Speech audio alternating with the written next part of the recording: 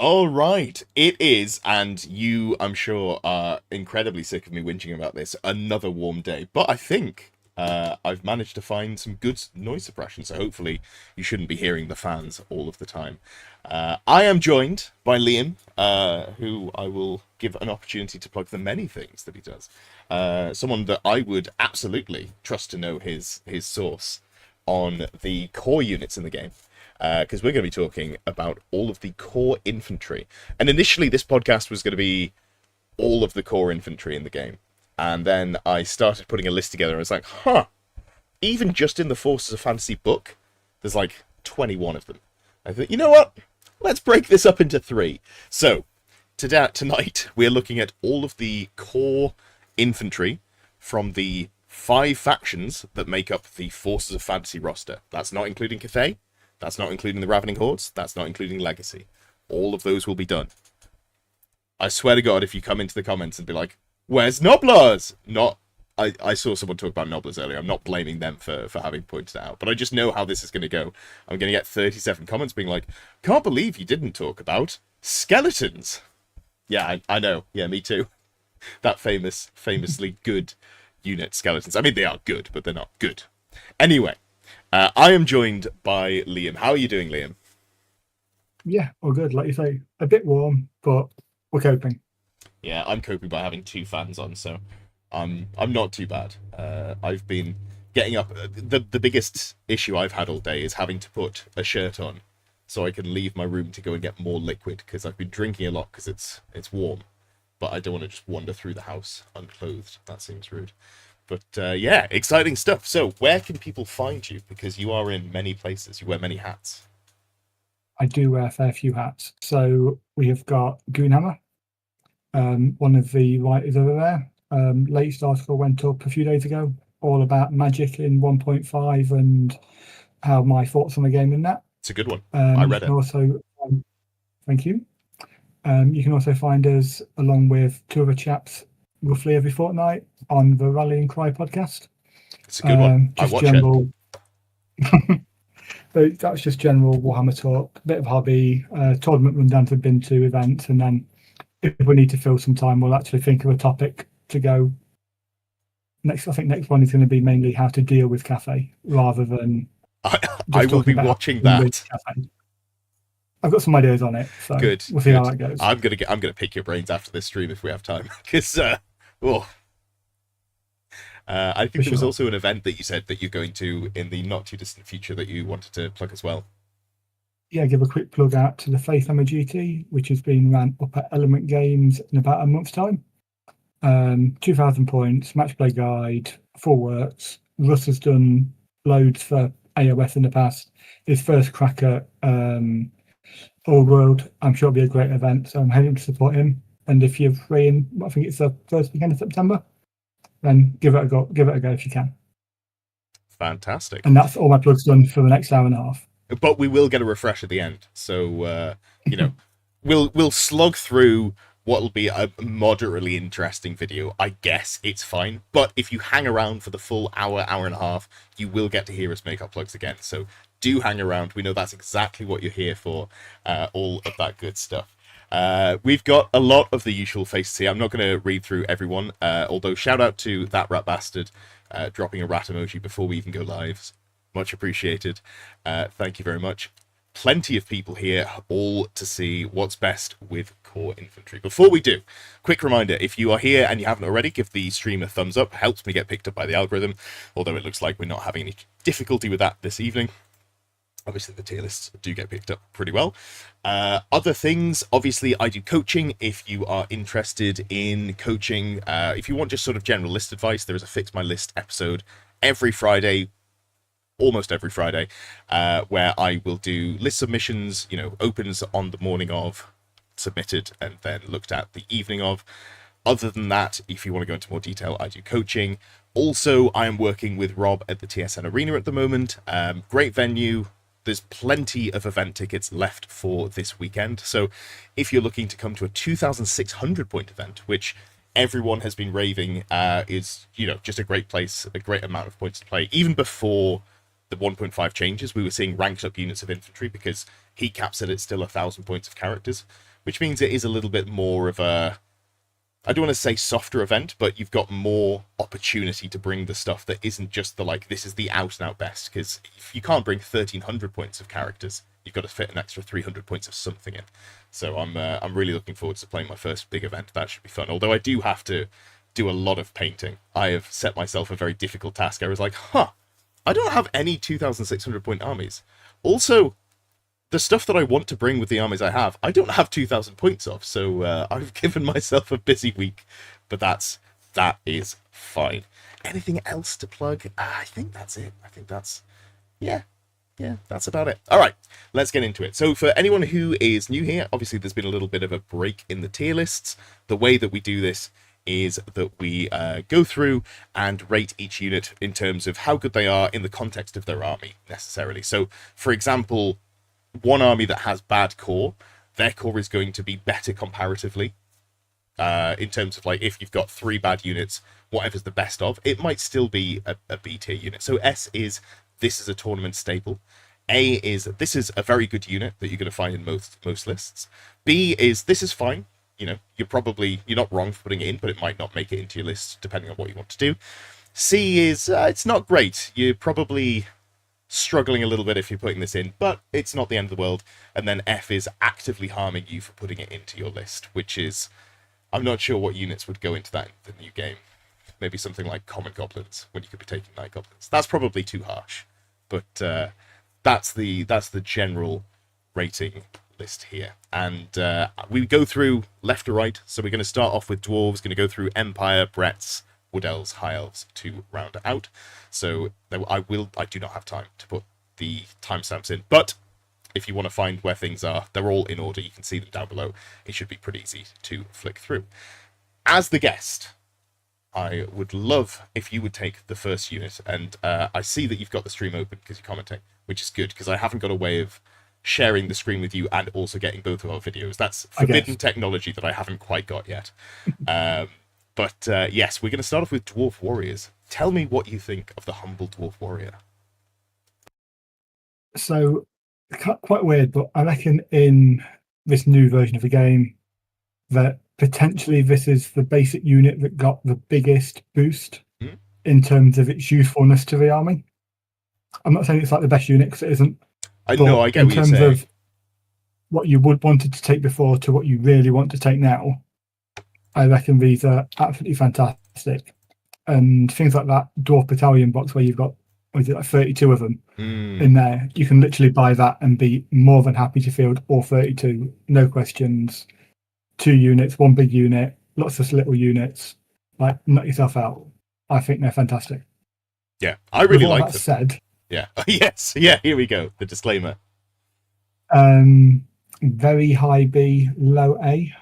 Yeah, it'd be my pitching point. You for where they're going. I think that's a really solid shout. We'll start them off with B. So you are right. They are an incredible unit. They're toughness 4. They come with heavy armor and shield. Well, you can buy the shield. They're super cheap. You know, if we're looking at a state troop, yeah, you do buy the shield. You start off with a state troop. You're like, you're coming in at 8 points here for a Dwarf Warrior. Like, that's a comparable points cost. You buy a shield, sure. You can give them other stuff. You can give them great weapons at only a point each. You can give them drilled. You can give them veteran. They come with shield wall built in. The problem is, by the time you start giving them all of the upgrades, they get a little bit pricey. And that's where you go, this is a fantastic unit, but would I rather just spend a few more points? Put the Longbeard in instead, which has a lot of that stuff sort of built in, and comes with the strength 4, comes with the, I think, a slightly better weapon skill as well. I can't remember off the top of my head. Yes, yeah, weapon skill 5 compared to 3. That's the big problem that I see with Dwarf Warriors. Like, they're good, and they're cheap-ish, but when you put all the stuff on top of them that you want, you're like, I might just spend an extra point or 2 and go all the way up to Longbeards, personally, I find. But I think a unit of 20, like, fully kitted out, is about 220, 225. That's cheap. And I think you'll struggle to find a better infantry unit in the game for that points cost. Well, outside of the undead factions. I got one for you in this video. But that's cheating, because I refer to Bretonnian as the 3rd undead army, so we'll get there. But yeah, no, they're a fantastic unit. And it's funny that we're saying that. It's such a good unit. They're really strong. They're B tier. But I think that does sort of accurately reflect where you'll end up putting them. In fact, you know what? Before we go any further, let's have a quick chat about how we've been using infantry, because I know you'll have played a lot of games with infantry. I've played plenty of games with them as well. I'm finding that I really like having one big unit that is going to contest for like a central objective, whether that's strategic location, King of the Hill, whatever you go for. And then I like having smaller units, 14 model skirmish archers, for example, something that's not too much of a points investment. Tanky enough to take a couple of hits, like it'll take a fireball and it can still score while being unit strength 10, but not enough points that it's, huge commitment over to one side of the board. What do you find that you do when you put lists together? So I'm kind of the opposite, where Nice. I quite like having multiple units Mhm. of the same. So I know what I sent in the list to fix my list a few weeks ago, and I had 2 units of equally sized Jade Warriors. Like take one bigger, one smaller, and I totally understand the reasoning in that. But my problem is that in my head, we'll just kill the smaller one, Sure. get it below 10, and then it doesn't do anything. So what I have been doing is taking multiple units of like medium sized, so kind of 16 to 25, and then rather than the one big one, one small one. But if they're cheap, like we'll come to the Bretonnians, I've just been running multiple blocks of 30, 35 and going, this is brilliant. Yeah. I don't need to worry about anything. Yeah, I think that's fair. I think that's really fair. And it's interesting. I don't think your perspective is wrong. It's interesting to hear a different play style. But I think that's one of the things I really like about the old world. Yes, there are still some, now we're a little bit more focused in. There are objectives that we need to hold. The game is still way more freeform and flowing than something like Age of Sigmar or 40k, where all of your scoring comes from objectives. So you can still kind of be like, I'm going to play in this quite distinct play style. I'm going to do something very different, and that's not wrong. It's just different to how other people might play it. So, cool. If you want to go multiple units of mid-size warriors, that probably works well. And on that point, I'm very much a player who there isn't a right way to play. Like you said, there's multiple ways to get to the same end result. And I think this game allows that far more than some others that are out there in the market at the moment. Yes. And that's just fantastic. I think that's what grabbed me, honestly, because I was not planning on making this my main game. I was playing 40k. I was pretty disenfranchised with it, but, I hadn't conceptualized not playing a Warhammer game as my main focus, and played a few games of Old World and just felt way more free than the paint by numbers game that 40k has become. So having that flexibility to do different things, I think is great. Obviously there's some level of rails in all games, like some units that you don't take maybe in Old World, but it's a lot more options. You know what we didn't mention, and we should probably mention now for Dwarves? They all have Magic Resist 1. How good is Magic Resist now? Oh, love that. It's outstanding. Yeah. It's twice as good as it used to be. Just a mass shift on it on spells. Yeah. Basically, Magic Resist 1, just they're never going to cast Ruby Ring of Ruin at you. Magic Resist 2, good luck casting like Miasmic Mirage. That's how I think of it. MR2 on the thing that matters, MR1 on everything else is, you're never getting any spells through, and I do appreciate that as a man who likes to play big defensive bricks. I know I've only been playing like evasive lists, but my heart is in, big beefy boys who just stand there and take punishment. That's the way I like to play. Cool. So we've last word on Dwarf Warriors. Yeah. There's a box I can touch here in my room that has loads and loads of dwarfs in, and at one point there was going to be just the army coming out with 4 bricks of 20 Dwarf Warriors. So while they're in B tier, you can definitely make it work. Yeah. Fantastic. Love that. All right. Next up, we've got Dwarf Quarrelers. And Dwarf Quarrelers are an interesting one. So I was quite low on them at the start of the edition because they're a Ballistic Skill 3 unit. However, they can still take shields. They have, heavy armor. They've got hand weapons. You can give them great weapons at a point more than the warriors. You can still give them, they come with various bits and pieces. They're not as good as a defensive unit as the warriors. But if you want something that's sort of multimodal, I think they're decent. Now, the only way that I would really be running them is if I'm pairing them with, I've forgotten his name, Burlock Daminson. Because he has give 1 unit, is it reroll 1s? It's been a little while since I've looked at the characters. A lot of them can do reroll 1s. Yes. But he gives them ignore the long range. That's it, yeah. So any unit that Burlock joins ignores the -1 to hit at long range, but he gives Quarrelers, Thunderers, or a War Machine within command range reroll ones to hit. So Yes. that's where you go, because I look at this unit and I go, actually, I think I'd rather have Rangers, but there is some synergy built in if you want to go for, take Burlock Damonson, who makes it into pretty much every competitive dwarf list I play. Yeah, I think they're fine.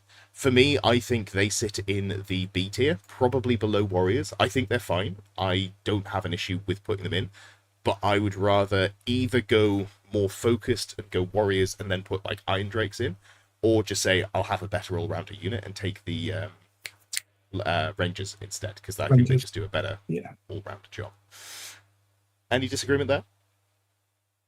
Not majorly, but I do tend to find they make a really good unit when I'm teaching people how to play Warhammer. Sure. They're fantastic, shoving the list, and they will do a bit of everything and kind of show that side of the game off. But any unit that does more than one role well, generally, to me, isn't something I end up picking a lot of. Okay. I like units to be focused. Sure. Well, speaking of the black powdered mirror of Quarrelers, then, where do you rank Thunderers? So are we going for Thunderers generally, in which case they're probably very similar to Quarrelers? Or are we going Thunderers in their prime position, where they're probably an A-tier unit if you support them correctly in the right list? Oh, tell me what you think, what combination you think makes them an A-tier pick. So I think you're looking at the Expeditionary Marksman list, Expeditionary Marksman upgrade, an Expeditionary Force. You're taking Burlock, you're taking a Sapper, you're shoving them forward turn 1 and onto an objective, going maybe 6-7 wide, fully kitted out, and just going, when you're ready, lads, this objective is mine. Yeah. And I'm still impacting the battlefield, which a lot of the cheaper units that can do this don't. And you need to send something really dedicated to come after me, because there's a good chance I'm behind an obstacle of some kind. There's a good chance I'm getting a stand and shoot reaction. There's a good chance I'm either using a 3+ save or great weapons in combat, and they're just not moving. But again, it's only really a handful of scenarios where that's really, really powerful. I think we can talk about the best version of them. That's interesting, because I wouldn't rate them as highly, but I haven't really played around with them in Expeditionary Force. I can see why they would be good. I personally would probably put them around in B tier, but we can start with them at sort of the bottom of A tier and see if maybe we put other stuff in there and go, actually, if we compare the two, they don't quite match up. But yeah, let's start with them at the bottom of A and see. I do think you have to support them to get them to there. Of course, yeah. And it's not a cheap unit by the time you've done it. It's a 250 point unit of dwarves with 150 points of characters a minimum. But it's great when it's there. I mean, I'm writing lists with more than 500 points of core in now, so I'm less bothered about that. And it's not like you've got to fill up your character slots in dwarves with ridden monsters, because you can't. So that's less of a downside than it might sound to anyone who's been playing elves specifically. All right, Dwarf Rangers. I love this unit. I'm going to put it in A tier. I think in terms of a versatile unit, and I know you said you don't like a versatile unit, I think this is the best versatile unit in the game, personally. They can do it all. They have good long-range shooting, as long as they don't have to move. They have decent short-range shooting in the throwing axes. They've got great weapons. Yes, they're only strength 3, but that's still strength 5 AP2. They've got hand weapon shield if they want to go for that 3-up save in combat. I think these things are fantastic, and being able to take them in core is, I think, really, really solid. They also mean that potentially, if you're not too worried about going first, you can start scoring strategic locations or King of the Hill early. King of the Hill's a great one, because you can just put them behind the hill, which is pretty safe, and your opponent has to get really close to that hill to take them off you, at which point you then are not necessarily charging range. You've got very short legs being a dwarf, but it's coming into threat range, and maybe that's not what you want to be doing when you're playing against a dwarf player who's very happy to stand still and hit you in the mouth. So I think Rangers are really solid, and the two units that I typically play in dwarves when I'm writing Grand Army specifically, one unit of Rangers, and then, spoilers, one unit of Longbeards as well. That's the combo I typically find myself going for. Where do you land on the Ranger train? I say this is the one exception to the Okay. unit sort of doing multiple things, because it's better than the shooting units. Yeah. It's just as good as the combat units. Yeah. And it's next to no points extra. Yeah. So there's no real downside to it, apart from the fact you can't go fully close order. Yes, But that's true. the fact that you can say, especially on the hill, depending on what kind of size hill you go, and you're probably right behind that hill. Unless they march forward turn one, usually in marching formation, you are capturing that hill. Yeah. In turn one, and then if they have to come onto the hill, you can walk forward, throw your axes at them with a unit of 15, 16 dwarfs. Yeah. And then if they charge you, depending on how wide they are, you can either go stand, you get stand and shoot.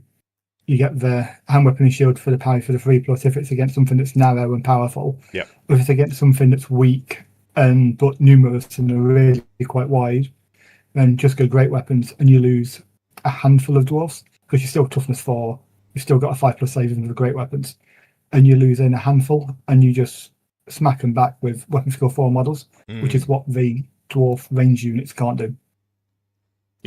Yeah, I think they're fantastic. I mean, starting with dwarves was such a great place to start when you're doing an infantry tier list, because they just have some absolute bangers. One of my favourite armies thematically. I'm looking forward to doing dwarves. I've got another army in mind, but after the Bretonnians that I'm going to be doing, so I might not get to dwarves until like spring of next year, depending on how keen I am to paint. But I really do want to get the stunties going, I think. But they're so cheap as well. I mean, you load them up, but they start at 3 points more than a warrior, which gives you a crossbow already. Point for shields, point for throwing axes, 2 points for great weapons. Is a little bit spendy, but I personally think the full leadership 15 as well, points don't they? Oh yeah, they've got leadership. They've ballistic skill 4. So really, I should be comparing them to like quarrelers.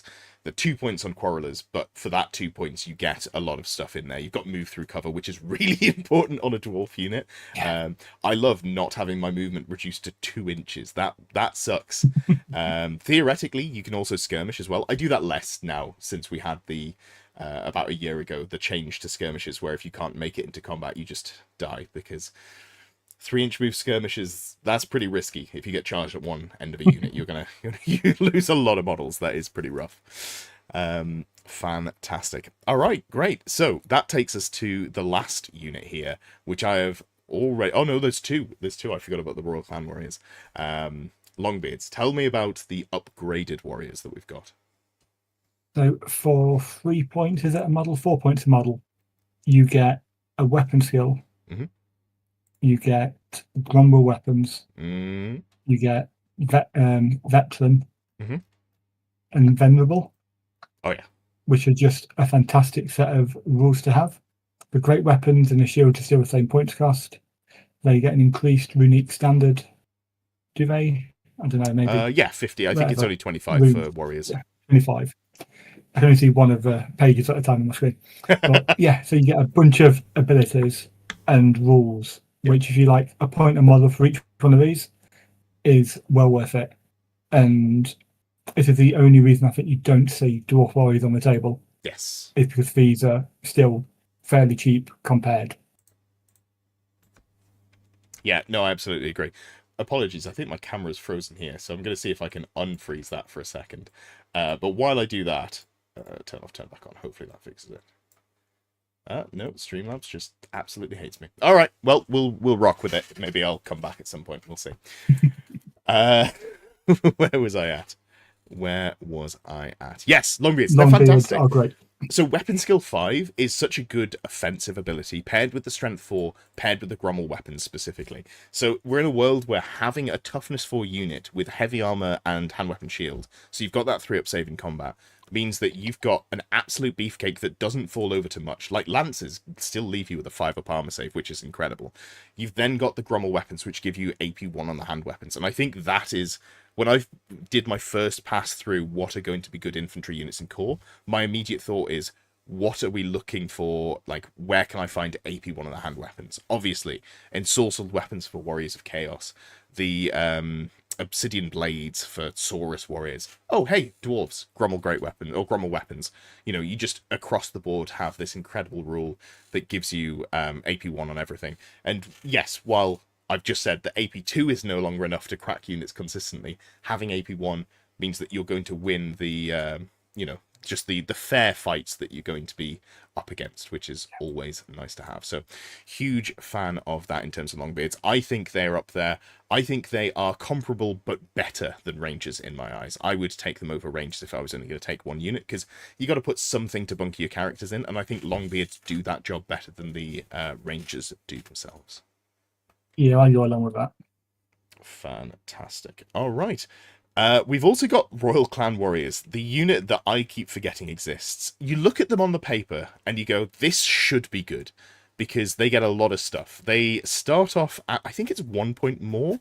Let me just double check here. So Royal Clan Warriors, 10 points. So it's 2 points more than a warrior. But for that, you do get Grummel weapons built in, which is obviously fantastic. You can buy Stubborn, which is not a rule you can normally buy. You can still buy Drilled and Veteran. Because you're Royal Clan, you're going to be taking it in that detachment specifically, where you're getting +1 strength on the charge or if you follow up. So the strength 3 is less of a downside than it would be if you take it in Grand Army. You can take 75 points of standard runes, which is basically putting them on tier with Longbeards, who can have 50, and then in the Royal Clan detachment, you get the extra 25 points, and they've just got it baked in there for some reason. Also, you get Grummel Great Axes, which are strength +2, AP -3, requires 2 lands, strike last. Here's the problem.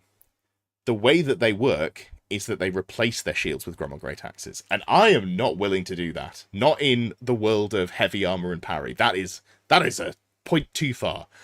So you're taking these for basically strength 3 AP1 hand weapons. They do have Grummel armor in there as well, so you're getting rerolls on the saves. That's great. You get a lot for those 2 points, but I just don't feel like it does enough. And I actually think I prefer normal warriors for the versatility that they bring. So I would say I'd actually put them in. Do I be daring? I think bottom of B. I don't want to say C. I don't think they're a C tier unit, but I think they're the least appealing of all of the dwarf infantry core units in my mind. Yeah, it's that fix of the weapons, isn't it? If you could take both that Grummel Great Axe and the shield, yeah, they'd be fantastic. But the fact you're limited to one over the other just means that you've not got that sorry, I got the camera working. That total unit that can do both at the same time for a small points increase. Like if you just take in the hand weapon and shield version, then brilliant. But then you'd probably lack some hitting power because you can't take normal dwarf warriors in that list. True. So you just need that little bit of differential, and not being able to choose that. Because I'm a big fan of having both weapon options, so you can switch between combats and whatever, and they just don't quite tick that box for me. Yeah, if I'm playing Royal Clan, I just go, oh, let me just take multiple units of Longbeards. So the only way that I can take multiple core units of Longbeards, I'm going to do it here. Makes me feel pretty good about having some strength 4 hand weapons in there as well. Getting up to strength 5 with the Royal Clan Ancestral Fury. As it's, I definitely didn't just check. You had to check so what I could, was called. yeah. I realized I was never going to get away with that. I sounded way too smug. I was like, oh, here's me remembering the name of a rule, the thing that I famously can't do. Yeah, I blew that one. Good job, me. Good job, me. All right, so Dwarves looking pretty solid. And I think Dwarves, just as a whole, came out pretty well in the wash in 1.5. I'm not going to say that they're suddenly like an army that you're going to take to tournaments and win consistently with. Obviously, there's things that you can do with them. But I think they're a lot better than they were. And I think if you want to take them to events and have a good time, the faction has got infinitely better in terms of what they bring there. And I think they play the objective game really well. Just maybe not as well as those damn dastardly undead. But let's move on. And I think it's over to you again. Yes, over to you. You get the joy of talking about Empire State Troops. That unit that was reviled and completely ignored, other than Empire players going, I want to take this, but my army's terrible. Why can't I play the game? And everyone on the internet going, just got to stop taking, core infantry in your army, I'm afraid. Are they any better now with 1.5? No. Yeah, answer that is yes. Yes. They are. That's because all infantry got better. There's nothing, kind of best way to put this, there's nothing wrong with the Empire State Troop at all until you get to the last column on its profile, and you're like, why is this a point more than it should be? Yeah, and I don't understand why. If it was literally a point off, which I know is like a 20% reduction, so it's a big drop in points. Yeah. I think you'd see them so much more than you do. Yeah, I think it's just literally that 1 point does them in compared to other things in their weight class. No, I think 4 points is too cheap. You wouldn't find any undead infantry at 4 points a model or anything like that. Or even their comparable brethren in Bretonnia. You know, we wouldn't expect to see humans at 4 points a model. That would be unreasonable. But yeah, I think that's fair. And the biggest glow up I think that State Troop got is the change to Griffin banner and the fact that they now have Horde. So having 3 ranks of combat res, that first unit of State Troops you put in, having 6 combat res just from ranks, plus infantry outnumber, plus close order, plus a banner. Like, you can't put a magic banner in there. Oh, no, sorry, I tell you a lie. No, I don't. It's only vet troops that can put it in there. So you have to have the BSB in there, which makes them a little bit unappealing. But I think this unit is okay. Where would you end up placing them? So, again, we've got all the different weapon options, but we can only ever take one of them. Yes. And I was writing an Empire list the other day. It's like a unit of 15 of them with shields, 6 points a model. It just adds up to just shy of 100. And it's a kind of like, it's nearly what I'm prepared to pay for them to sit at the back and hold an objective for the game, rather than the rest of my army does something, but not quite. And I think for that reason, it's right at the top of C. I think that's fair. I thought you were going to go more favourably into B, and I was going to have to argue you down, but I agree. I would put them in C. And if you don't want to take vet troops, Empire veteran state troops, I think they go up a tier. If you take them as like, this is my one unit that I'm going to put as like the linchpin of the army, they do get better. However, don't do that. Pay 2 points more per model. Go for the veteran state troops, because you get a lot for those 2 points. What do you get? Weapon skill 4 goes to weapon skill... Sorry, weapon skill 3 goes to weapon skill 4. Great stuff. That's it for the stats. But they do get, you know, veteran built in. You can pay to give them drilled, which I wouldn't bother with. You can put the magic banner on the unit, and that's really important, because if you've got something that's relatively squishy, like an Empire captain, as opposed to a tanky BSB, which, you know, most of the other factions can bring. Like, what do you do with this guy? You go, oh, I'll give him a charmed shield, and then he's got a 3-up save with parry and a single 5-up ward save. At least he's cheap. You don't want to be putting the Griffin banner on him. You want to be putting the Griffin banner on the unit itself, so you can't just have it sniped out of there. Being able to take a magic standard for veteran state troops, I think, is a huge upgrade. And for me, I think Empire veteran state troops, I actually don't know. I think either top of B or maybe even bottom of A. I think that first unit is genuinely very good. The second unit's not. Don't run 2. But like that Griffin banner unit, I would say, for me, verges into the bottom of A tier, which may be my more controversial opinion of this tier list. Nah, stick it there. Stick it there for the time being, and we can always move it down later. The other bit I do want to just talk about on both of these is the detachment regiment rule. Yeah. And there's a point where, like, the halberds on a small unit of state troopers supporting a veteran state troops, you're like, is it quite worth it? When you've got that hand weapon shield, not give up the combat res and deny the enemy's ranks, versus trying to kill a few more when you charge in. Like, it's something that obviously previous editions of Fantasy was great, and I'd love to see come back a little bit more.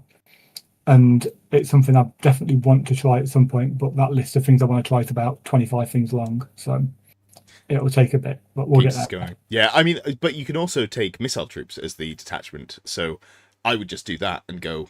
I understand that you don't disrupt the ranks with missile troops because you're not going for the countercharge, but if you just put them on a hill behind or off to the side and try and position them well, the couple of points of combat res there is vaguely appealing, at least, because as we all know, the only faction in the game that can do detachments is Empire. It's their special rule, and I'm sure they didn't give it to anyone else at all.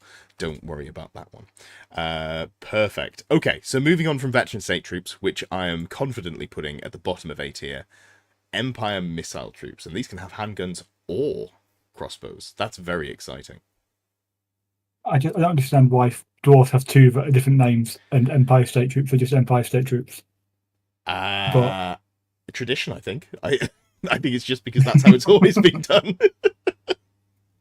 It just confuses me. I don't understand it. Why? Yeah, that's a fair comment.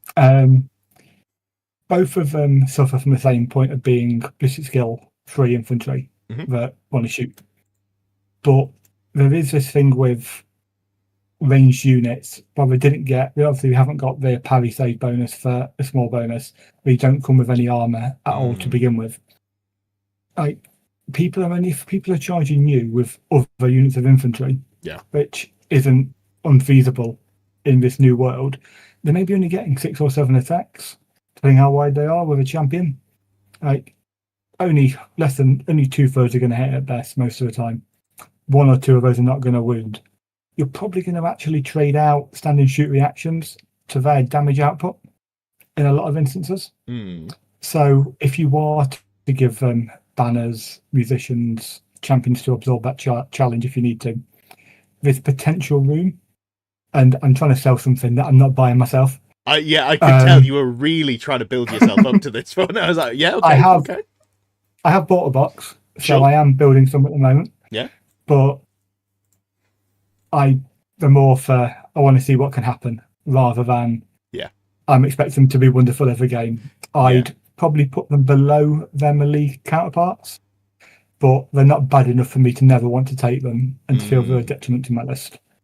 And as you mentioned, taking them as a detachment is something that I think, like with that Griffin banner unit, plus adding in 2 or 3, maybe if you're lucky with handguns on that standing shoot, you can almost guarantee you're winning combat against anything in the game. Yeah, I think that puts them above the state troop, because I actually don't really think there's a reason to take the regular state troop. Yes, if you want to skimp points and you go for like a cheaper unit of state troop and then you put the BSB with Griffin banner in, there is like a reason, but I think the veteran state troops are so much better. I don't see a use for the Empire state troop. I do at least see some like edge case uses for the missile troops, so I think Topper C feels pretty fine there. I will say, in my list building style, theoretically, having 14 of these just sort of sat off on a flank to score is not a bad use for them. And that would, for me, push them into B tier, if not for, and I'm going to skip a long one, sorry, I'm going to just change the order, Empire Archers. Because what do Empire Archers have? They have got Skirmish, which is a great defensive ability, because now I'm finding that a lot of the lists I play and the lists I play against, people are bringing Ballistic Skill 3 shooting to try and pick away at enemy small units. You don't have to kill entire units to get points out of them now. You can kill 5 models on a 14 model squad, and that will take them to a point where they don't score 360 points over the course of the game because they're sat on the home objective. So that's really valuable, having something that can pick away. So in that vein, I really like the defensive ability of Skirmish. Yes, they don't come with any armor. I think the state missile troops can pay for armor. Yeah, it's a point per model. I wouldn't be doing that. That's too rich for my blood. But yeah, Empire Archers, 7 points a model, human stat line. They have warbows. They're not good, but they're, in my opinion, the best cheap core scoring unit that you're just going to sit off to the side, maybe ping off a couple of shots, kill a couple of warhounds, do something of that ilk. You can take them as a detachment if you want. I wouldn't. They've got move through cover, so they play quite well around the edges of the board. They've got Vanguard as well, which is just really nice to have. You can try and fix your early mistakes, or if you outrange your opponent, you can Vanguard them forwards to get an aggressive shot turn 1. Any of these things. There's a lot of things in there that make me go, oh, yeah, okay. You can pay for them to have Scout, which I think if I'm taking, say, 2 units of Empire Archers, one of them's going to have Scout, because I'm going to play against a Bretonnian player who still brings the Green Knight, and there's going to be a wood that's not in my deployment zone, but is right next to it, and I'd like to not give them just a turn 1 charge into me. That would be ideal. So I think they're bottom of B tier. Where do you fall on the Archers? So I actually think they're higher than that. Oh, okay. So I reckon you can make arguments for taking these in 3 different setups. Okay. You have your bigger unit that sits at the back and claims and shoots, and if it kills something, brilliant, as a bonus. Great. Who cares? You can take exactly the same unit with Scout, as you said, and use it in the same way we were discussing Dwarf Rangers. Yep. That 100-point investment gets you that objective, King of the Hill turn 1. Significantly worse at it, I will say, but that's fair. Yeah, definitely. They can even clear the hill and beat out of most enemies' charge ranges. True. So denying them getting onto it in their turn 1, maybe their turn 2, and you can be starting the game effectively 400 points ahead through just running a unit of Empire Archers turn 1, if you give them the Scout. Sure. And you've got Scout. Can you Scout and Vanguard? I think it's one or the other. I don't think you can do both. I didn't want to say in case it wasn't. Yeah. But yes. And the other one, you've just got the 5-man unit that is absolutely the perfect throwaway trash. I do not care. Go stand over here and die like dogs. Yeah. And if you get to shoot your bows even once before that, bonus. Yeah. So I'd put them towards the top of B, maybe even low A. Ooh. I feel like they don't compete for me to the into A, but I think I could see them moving up. You know Their what? damage output definitely not, but their usefulness, sure. I think, is far better than most units on this list. As a Dark Elf, Dark Rider enjoyer, I'm very aware of the value of a skirmishing unit that kills nothing all game, because they look like they should, but then they just absolutely don't. Yeah, okay. I actually, because when I write dwarf lists, I don't take warriors, quarrelers, or royal clan warriors, but I do take Empire Archers when I write Empire lists. So yeah, fair. I will meet you in the middle there. Perfect. And now, given that I've just selfishly chosen the unit that I wanted to talk about, what can you tell me? The good one. About Free Company Militia? So, and this is in my head, something that should be fantastic, goes in, stabs things with its 2 pitchforks and dirty kitchen knife, Sure. Has a warrior priest or that new flagellant hero. I know a flagellant hero can't, but in my head it joins them, or witch hunter. And like this town mob of rabble that's going out to kill that vampire, even though it will never ever kill that vampire. But the fact that the Empire State troops have now picked up Horde, but which was the big selling point of these to me. Yeah. Just means that along with their points cost, even though they have effectively got a point of extra hand weapons and a point into throwing weapons already built into, it's not like a 5-point unit you can upgrade to a 6-point unit. Yeah. Then they're arguably the first candidate for F tier, but I'm not sure they're quite bad enough. Nope, we're gonna do it. We're gonna slam them in there. I was looking at them and it's like, I want to love this unit. They have so much, but what they don't have is deafening. They don't have light armor. Okay, sure. They don't have shields. Not feeling good about that. They have levies, which is fine sometimes. They have impetuous. Okay, not great leadership there. The warband that they have does not help them with the impetuous. Like, this feels like it's trying to be good, but I think if I mean, you'd have to pay more points for it surely to also give them shields. Even if it just had shields and it didn't have maybe impetuous, I could see this being useful. But yeah, I think F tier is absolutely reasonable for this unit. F for Free Company Militia. Should we just say that every unit that starts with the letter F goes in there? Are there any other units? Is there any others? I think that might be it. Yep. I'm not counting Foot Knights of the Realm. That's not what they're called. It's what I've abbreviated them to, but they don't count. So F is for units that start with F. Perfect. Okay. And maybe some other units. We'll get to it. All right, cool. Perfect.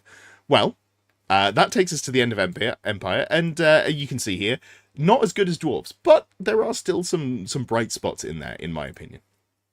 So, we can move on now to Bretonnia, and Bretonnia out here, like Neo in the Matrix, every time Games Workshop shoots a nerf bullet vaguely in their direction, hold up a hand. Actually, no, I'll not be nerfed.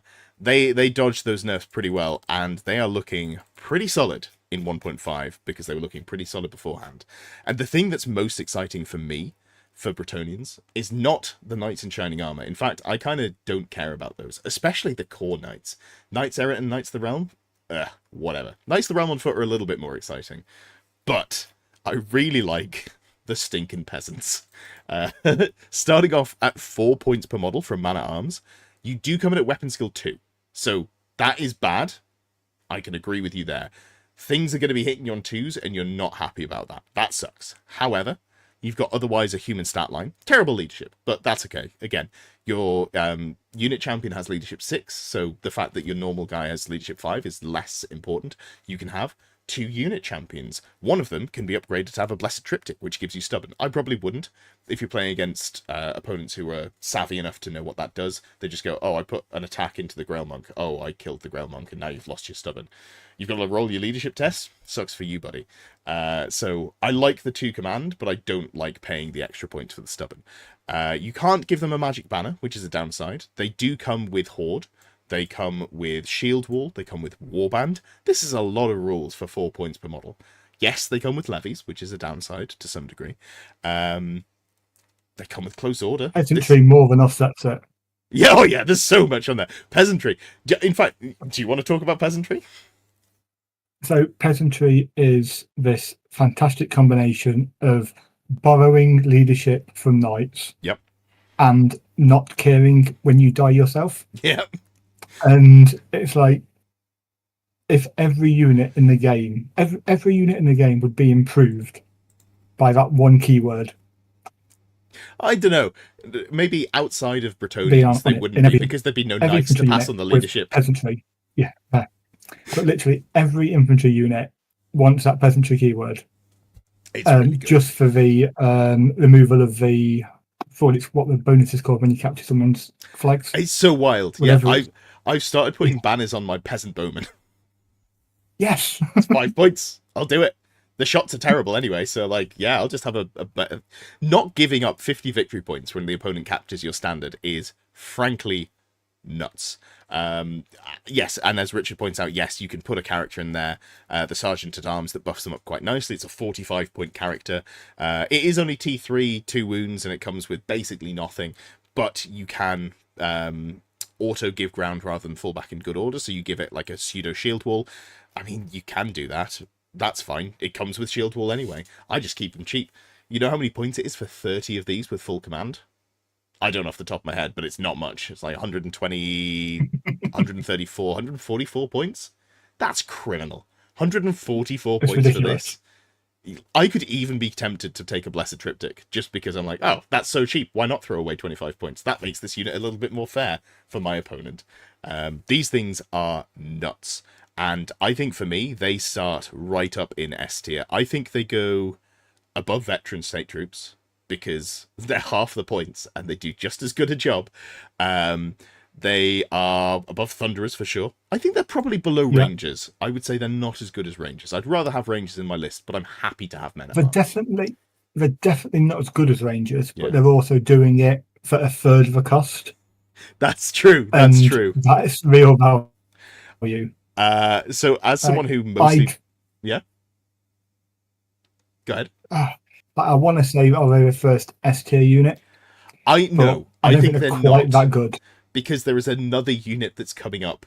Yeah, I figured. I think the downsides of this unit are too high. Weapon skill 2 really sucks. Like, that does just suck. Oh, sorry. They also have polearms, which are either spears or halberds. Would I pay a point for that? So you never use them?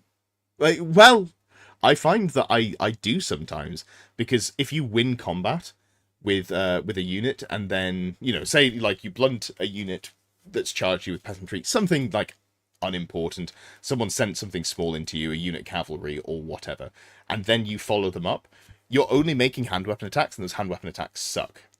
Sure, you could then, you know, so let's say there's a unit of silver helms that they've given ground, you've pursued, you've caught them. You could use your hand weapons and shield, and you'd have a 4-up save, or you're striking first. Maybe let's just take some cracks with some strength 4 halberds. Like, I don't know that that's objectively... They're not taking many casualties either, are they? Yeah, that's true. I'm not saying that's objectively correct, but sometimes I will roll the halberd attacks, and I think it is about as good as the hand weapon shield in that sort of situation where a T3 light cavalry or heavy cavalry unit has failed to kill you, something along those lines. But yeah, great stuff, Men at Arms, and I think that puts it over to you for Peasant Bowmen. So as you said, I think these are excellent as a unit. I played a game, Jack Allen, a while back, and got annoyed with these in pre 1.5. Yeah. And post 1.5, they are just better. Like, you can have a unit of, I think there's like units with blocks of 21 in, command, and it's next to no points. But 5 points per model. Yeah. So 20 of them's 100. So you're looking at about 115 points with command, give or take. Sure. And you've just got this block that, even if you put it in a 5x4, is getting against large targets, getting the first 2 ranks and then the volley fire, or even without the volley fire against anything else. It's picking up what?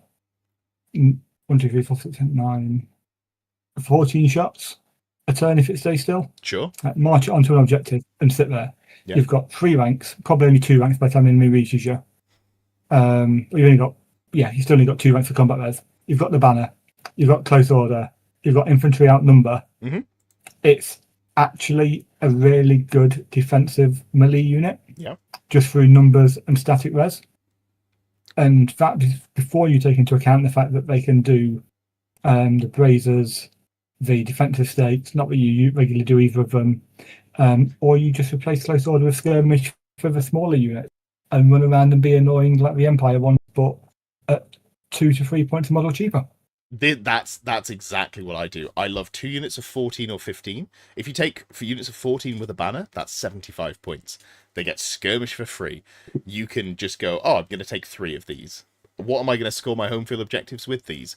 What are their defensive stats? Well, they're T3 with no armor, but they are -1 a hit. And then because I'm, let me rephrase that. I'm going to stand in a wood. I'm also going to be -1 a hit there. Suddenly, my opponent's Empire Archers or Peasant Bowmen, they're hitting me on 6s. It's not really worth their time to shoot at me. And if they're at long range, they're hitting on 7s. Ugh, okay, I guess I'll just leave that unit there. I'll fire a fireball at them. Oh, okay, you've got 14 or 15 models. Probably doesn't kill enough to get them off, on average dice. So you need to hit them with a fireball and something else. It's so cheap for what you get, and it's frankly criminal that Bretonnians are getting away with it, and they can't keep getting away with it. Someone has to stop them, but they're not. So I'm playing Bretonnians now, and I'm going to have a great time bringing my masses of unwashed peasantry. It feels really good to move really cheap models around the board and then have other good stuff in your list. It's what can I say? Fantastic. Where would you put them? So if we put Empire Archers in B, I think these have got to be a tier higher. Oh yeah. So I'd put them maybe above Thunderers. I personally think they're better than Men at Arms. Ooh. Because they're so versatile. I'm easily convinced. Yeah. So for me, the reason they're above Men at Arms is I only play Exiles, and I'm never taking Men at Arms, which is maybe not an objectively good way of ranking them. So what I'm gonna do actually, I'm gonna load up a poll in the YouTube chat. And I'm going to say above or below. And given that neither of us, I think, have a super high, we don't care massively. So we're going to go above Men at Arms. If you're here, do vote in this chat when it pops up in a second. There we go, start poll. We'll start talking about the next one. And then when we get to the end of the Knights of the Realm on Foot, which is the last core unit Bretonnian players can take in, the Grand Army, we'll see where we're at, and we'll come back and adjust if needs be. So, I think I get to talk about Knights of the Realm on Foot. Is that right? You do. Oh, yep. I love this unit. Love this unit. Now, it's not amazing. It's okay. I'm not going to come in here and try and tell you that this isn't an off-the-lot, Audi. This is... This is a bad analogy. I'm not a car guy. I should not have gone here. This is a decent workhorse unit. It's real cheap. Like, for what you get in the context of, a 3-up armor save in combat unit, I think this unit is fantastic because you're paying how many points? Let me just scroll down. In fact, scroll up. 12. 11 points base. Comes with heavy armor and shields. You can pay a point to replace the shields with great weapons. I'd rather cut off my foot. Or you can pay 2 points to take great weapons. I'd rather cut off a toe. In theory, great weapons would be nice. I'm never using them. This unit is here as just an absolute unbelievable pain in the backside to get through. Why am I saying that? Oh, it's just a heavy armor and, shield combo. They get a 3-up save in combat. That's not that good. We've seen dwarves that have that combo. Yes. But this is a faction that gets a ward save all of the time for no additional investment. And that makes them really, really good. Do I run them in Exiles? No, because they don't get a ward save. Do I like them in the other 2 factions? Yeah, actually, I really like them in the other 2. Oh, also, you have to take one unit of Knights of the Realm either on foot or mounted for Exiles and Grand Army. If you don't want to do that, this is the cheapest way. You can take 5 models for 55 points, and that satisfies that core restriction. It doesn't do anything, so I've tried to move away from doing that. But, it's technically a legal option. Yeah, they've got Furious Charge as well, which is like, okay, go off, King. You can make some Strength 3 hand weapon attacks that I don't care about. But you can make more of them.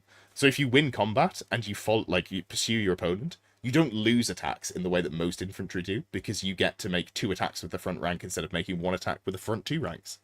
So that's just fine. It's just okay. And I think, for me, they sit in B tier, despite being able to do some hilarious stuff with them. Are you a Bretonnian player much? Do you play many Bretonnian games? I haven't. I've been writing lists as answers to Cathay, and these are nowhere near any of those lists. But I think as a general unit, I reckon there's even a case for paying the 14 points a model and taking those great weapons. Yeah. Furious Charge into the right targets with the great weapons. Yeah. You'll regularly be hitting on, at worst, 4s, occasionally 3s. They're Strength 5, -2, Armor Vein 1. Because you're getting this 2 attacks per model, as opposed to the 1 attack per model with most of these great weapon units. Actually, you can kill enough where the enemy's only getting a handful of attacks back. And as long as they're hand weapon shielding themselves, you're going to take less damage by killing more. Okay. I also really like the idea of either a cheap damsel on illusion on the signature spell and keeping them alive that way, and using characters with is it Virtue of the Impetuous Knight that gets you charge further, so that's to what I was really propel. I think in the Grand unit Army, forward. And I remember sorry, you go first. I was going to say, back when Old World was released, before any of us had played more than a handful of games, I remember writing in Goonhammer, it's still up there now, my suggested expanding from the Bretonnian starter box army has a unit of these in with a knight with that impetuous charge, Virtue of Impetuous, just as a kind of go out there and counter and hit things using pretty new models. So it's only taken 18 months, but I feel I've been proven right and vindicated. Excellent. Love that. So for me, I think they are okay in Grand Army. I think they really shine in Errantry Crusade. So the Virtue of the Impetuous Knight, which is 40 points, so it is commitment, and you have to put it on a foot knight model, which is again commitment. So you're going for like a Death Star with a battle standard bearer. You're making sure this is your big, I'm going to score the center of the board unit. And I think they have value in that. I really like them. What you said about damsels is great, because you know what damsels can do?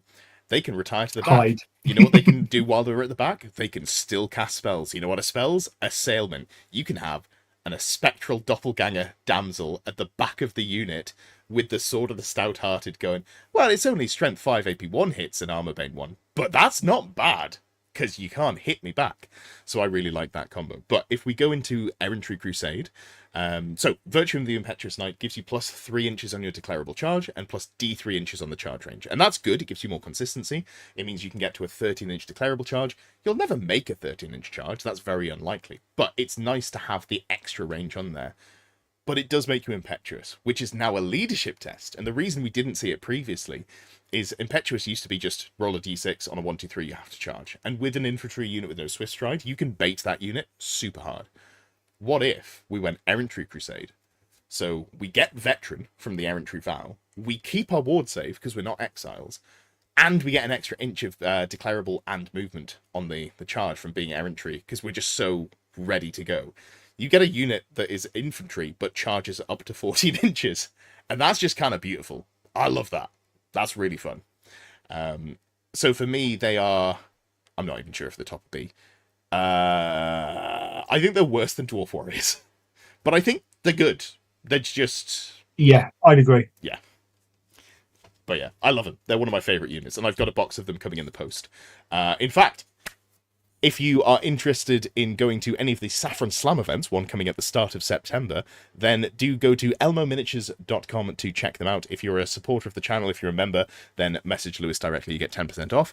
I'm aiming to go to the next one at the start of September, but the last event I won, I got a voucher for his local game store, and the reason I bring that up is because I have a box of Knights of the Realm on foot, on the way, because Lewis has used the voucher to buy them for me, and is going to be sending them up my way. I was holding on to it until I found something that I loved, and just Knights of the Realm. Those models spark joy. They are such a great example of Games Workshop taking an old design, like the Bretonnian army, modernizing it so it looks like it still fits with the army, and not going to like Age of Sigmar levels of we've added too many frills or stuff on there. I think they're a beautiful kit. Yeah, totally agree. Outstanding models. Anyway, you want to tell me about Yeoman Guard? Or Yeoman at Arms, I should say. All right. So these are effectively, I haven't got these on my screen at the moment, but these are effectively the upgraded peasants. Yep. So they come with all of the benefits of being a peasant, but with weapon skill. Such a wild sentence. All of the peasants, all of the benefits of being a peasant. Yes, but you're absolutely without right. getting hit on 2s all the time. Yeah. So yeah. It goes from weapon skill 5 hitting you on 2s to weapon skill 7 hitting you on 2s. And outside of Chaos Lords and people who lord over you in Bretonnia, not much actually hits you on 2s. Yeah, Lord level heroes will hit you on 2s. That's fine. They were going to kill you anyway. Like, I'm not wanting to fight them. I want to fight everyone else.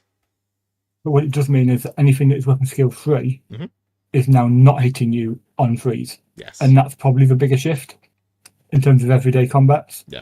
So everything we said was good about peasants is now better in this unit. You know, I love not being hit on 2s by Chaos Knights. That really sucks. Because they don't have that many attacks, but when all of them hit on 2s and wound on 2s, you just kind of get them through. And that's not great. You don't love that. So, yeah, Yeoman Guard, fantastic stuff there. As you say, you pay a point more, you get plus 1 point of weapon skill, you get a point of leadership, which is actually quite impactful. Because, yes, the Men-at-Arms have leadership 6 on the unit champions. You're going to challenge twice, and then both your unit champions are dead, and then the unit's leadership 5. So having that plus 1 just on the unit as well, super solid. They come with Veteran for 5 points a model. This is why I call them the third undead army, because this unit has shield wall, so it's never running away. You can get it stubborn, I don't, but you could give it a stubborn, so like the first time you're charged, you just auto give ground. That's undead. You've got Veteran, so you're never running away to anything else. You've got Warband and Horde, so your leadership is 9 base, just because you've paid to have some models. Oh, and speaking of paying, if you take 30 of them, how many points is that? Again, not very many. You go, what, 150 points, 6, 6, 6, 7, that's 1825, 175 points, 200 points on the nose if you take a Warbanner. Oh yeah, this unit can take a Warbanner as well. You have to pay a point to get the Versatile Polearm. Versatile polearm's kind of bad, so just take the halberd for free. Yeah, it's great. It's just really good. This is an upgrade for a unit that you were saying already. I'm like, is this the first S tier unit? I don't think so, because this unit exists, and they are so good. And I think maybe the best infantry unit in the game that isn't made out of bones. Yes, I think it's not a bad call. I thought you were going to say not a bad unit. Yeah, it's fine. Which is British for this unit is incredible. I would let it marry my wife. Perfect. So we've gone through one of the best, practically unbreakable units. We have another practically unbreakable unit, and that is Battle Pilgrims, which you can take in core for Errantry Crusade. I don't even know whose turn it is. Do you have anything nice to say about these? So the fact it can be unbreakable is a selling point. I thought you said no. If it can get in front of an objective, yeah, you can guarantee it's going to be there for X amount of turns based on the number of attacks coming into you. That's true. That's true. They do have light armor, shield, so 4+ save reduces an awful lot of damage coming into them. Weapon skill 2, however, means that everything that wants to look at them funny, they'll be fearing a little bit for their lives. Plus, it's weapon skill 2 at 8 points a model. Yeah. Which just seems not ridiculously expensive. Yeah. But again, if you can force them in front of an objective against something that hasn't got massive output, it's okay. And I'm saying all of this, they're still going either bottom of C or maybe joining Free Company in F. I don't think they go to F. I think they're not great, but they kind of do a thing. They have got light weapon and shields, and I do value that in that they do still have a 4-up armor save with parry. That's cool. They've got stubborn built in, which is nice. You know, they're not quite unbreakable. Although, does the Grail Reliquary make them unbreakable? It's such a terrible unit. I haven't looked at them in a hot minute. I feel like there's If it's something. within 12 inches of a unit with a Grail Vow, Yes. then it becomes immune psych and unbreakable. Which is doable. You can play around with that. That's pretty manageable. You just have your Duke nearby. Immune Psychology is a double-edged sword, but on an infantry unit, honestly, you probably weren't fleeing anyway. And Unbreakable is good. So, you know, those things are solid. You're capped at how many you could take. If you could take like 50 or 60 of these, I'd be a lot more bullish on them. I'd be like, okay, I'm going to take the 500-point cap of them. I'm just going to take as many as I can. I'm going to stick them there, and good luck churning through them unless you're playing an army with loads of damage. But they don't do that. So instead, I'm going to say, yeah, C tier. I think they are... I think there's less reason to take them than state metal troops and regular state troops, actually, looking at them. So I'm gonna less reason to take them, yeah, at the bottom yeah, thing. I think so. So I've just capped out units 305 points, and it's like you say, it should go way bigger when you see an argument for them, but they generally, I don't think they like having unbreakable big units. And they say this, and then there'll be a horde full of comments under the video telling me of loads of unbreakable units that are really big and cheap. And I don't think it's even that many points, because if I remember correctly, the 30 cap, the Grail Reliquary counts as 6 models. Includes. So you can't even go to 36. You just have 24 plus this thing. So I think it's like 260-ish points, something like that, which is even less exciting, in my opinion. But yeah, anyway. That's fine. We can move on from there. I did remember to end the poll, and the chat agrees with us, and they say that peasant bowmen are better than men at arms. You lot are all right. You're allowed to stay because you agree with the things that we say. It's not true, the things that people say about you, chat. You're all right. Anyway, moving on before I alienate the audience anymore. We've got Bretonnian squires, and you know how peasant bowmen are kind of the equivalent of empire archers? Well, squires are kind of the equivalent of empire archers, in that this is a unit of infantry that has a longbow. They can scout, which is quite nice. They are better in some ways, I'm sure, but I don't know what they are. They've got Vanguard. That's nice. Move through cover as well. Move through cover. You get a couple of rules in there. You can pay to have scout. You can pay to have fire and flee. They are still peasantry, so you can, give them a banner without issue, which I wouldn't do. But I just don't see much reason to take them over peasant bowmen, other than I want to protect a forest from a green knight. That's the big reason that I see them as, to be taken. Anything with fire and flee, if we have more infantry on the board, instantly becomes better, because you've got less Swiss stride, so you've got less chance of, you can sit at that, like, I don't know, against enemy infantry with a 10-inch threat range. Yeah. You can sit at 9 inches away. They've got the choice of either charging you, and as long as you roll a 2, they're failing that charge. Sure. Or running up to you, and you delaying them a turn. You can probably even go 6-7 inches away from a lot of them, and be fairly confident on making it. I would say that, especially if they're going through cover at any point. We're technically seeing less cavalry because we're seeing infantry, and you've got to find the point somewhere. But I still find that most lists that I play against do still have cavalry. So I don't know that we're definitely at enough of a point where I feel like fire and flee on infantry is exciting enough.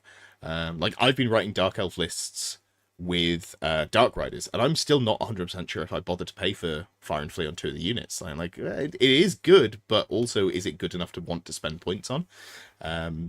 I think for me, they're worse than peasant bowmen, pretty significantly. Yes. They're not a C tier unit.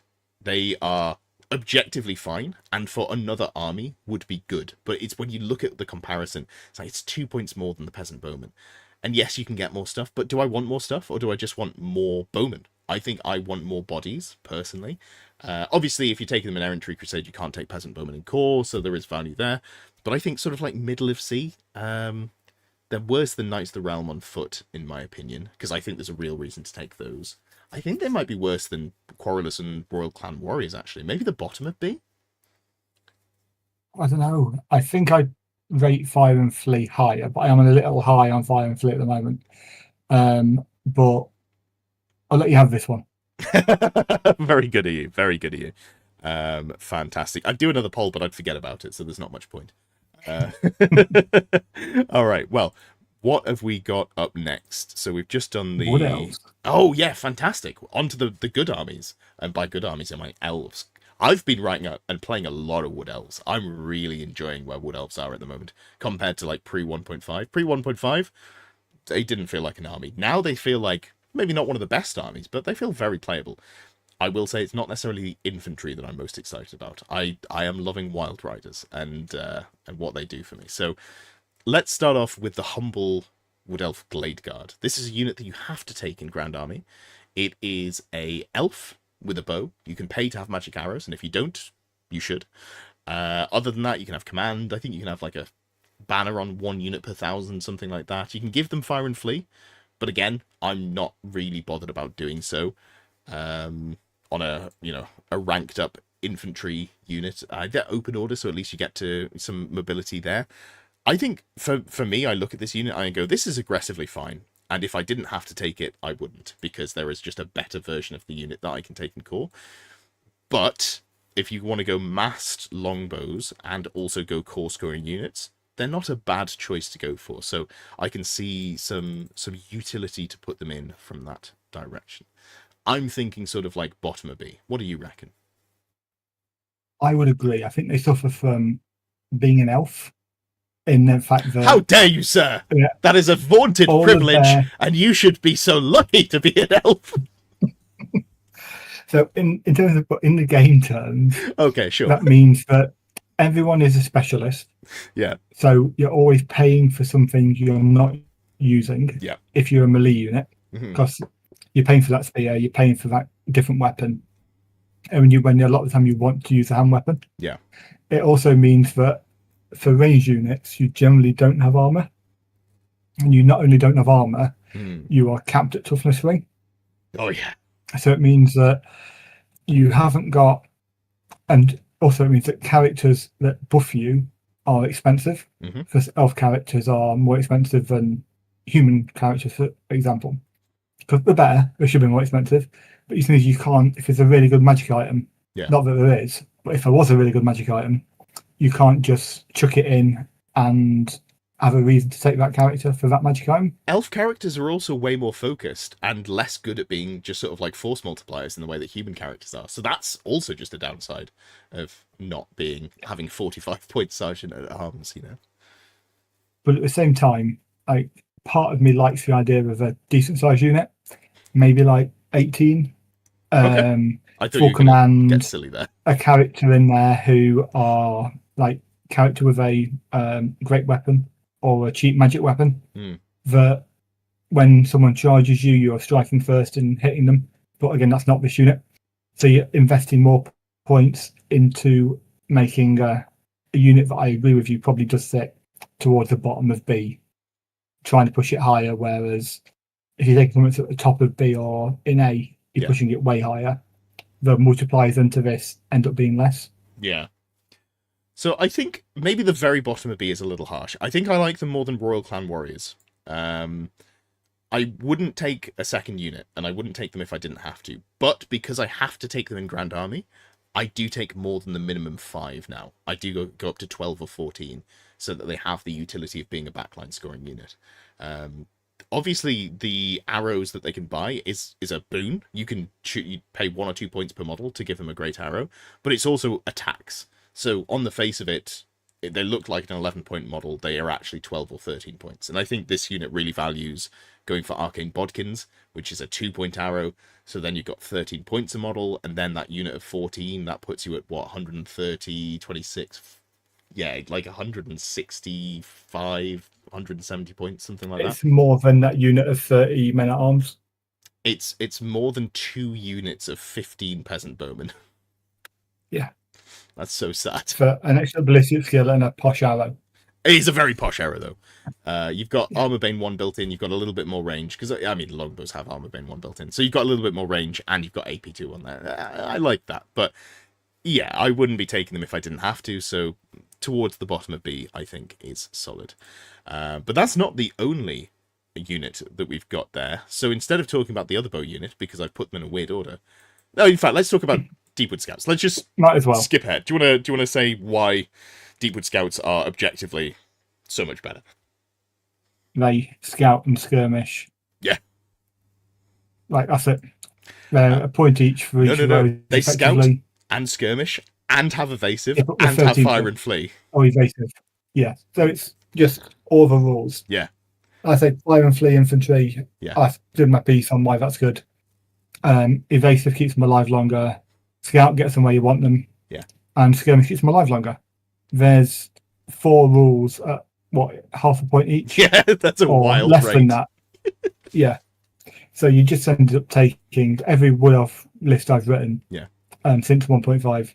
Since 1.5 has 2 units of 13 to 14, occasionally slightly bigger. Yeah. In these. Yeah. Because they just outshine the Glade Guard. And it's 2 units because you can only take 1 unit per 1,000 points. So you go, I'm going to max that because they're real good. And then if I want more mobile shooting units after that, I'm going to go for Glade Riders. Not talking about them in this, tier list, but they're real good. They're the best light cavalry in the game. I think it's fair to say. I'll have to do a tier list about scoring cavalry as well. Anyway, coming back to what we're actually talking about, it's wild. Not only are they getting 4 rules at half a point each, they are also something that is not immediately apparent. They are a point cheaper than they look because they don't want to take arcane bodkins, in my opinion. I think they really like taking true flight arrows because this is a unit that probably has to move. And because you're going with a unit that's moving a lot, giving them quick shot and ignores cover, I think works really well on them, unless you're then doubling down and going like really heavy into, I want to pincushion my opponent as my main source of damage. I think this is a unit that works really well at dealing with your opponent's, peasant, bowman, anything like that. They're going to be shot back at -2 because you're going to stand them in a wood. They're going to be skirmish.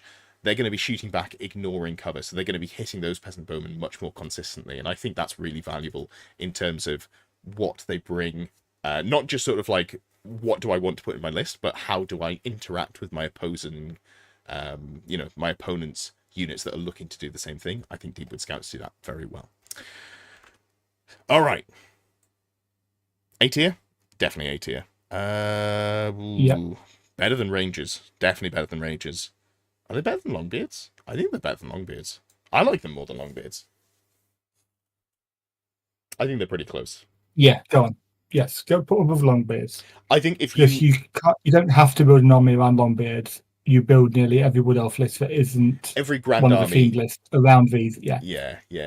I think if you had a strong opinion about putting Longbeards first, I would have happily ceded. But I think they're very close together. Dwarf players suck on it. Elf players, I got your back. Just stoking the in-game racial tensions. Be very clear about how I word that. Moving on to Dryads, which are like Dwarves in a way. Actually, I kind of like Dryads. I don't think they're terrible.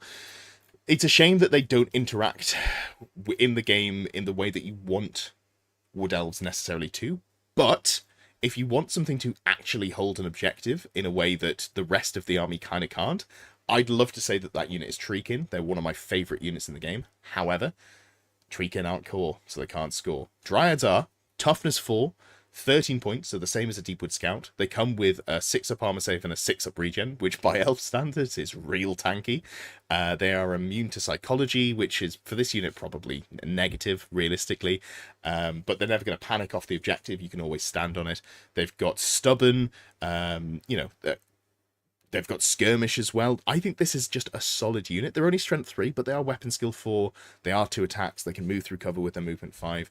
This just feels like a good, versatile unit that kind of doesn't want to be in the style of list that I'm writing for Wood Elves, but a lot of armies would look at this and go, oh, actually, I really value what that brings.